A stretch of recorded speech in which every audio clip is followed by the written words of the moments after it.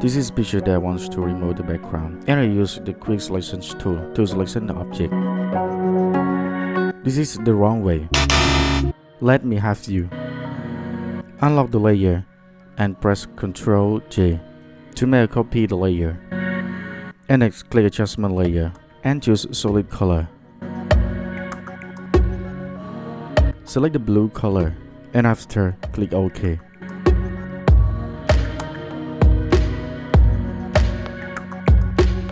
Click on mask and click this button and choose color burn.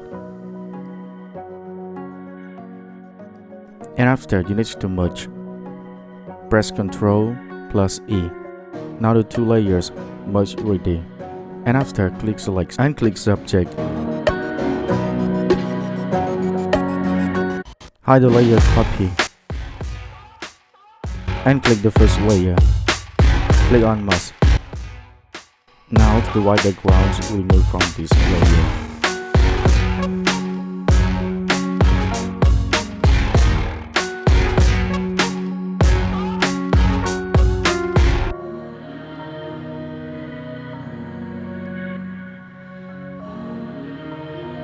Thank you for your love sharing. See you next video.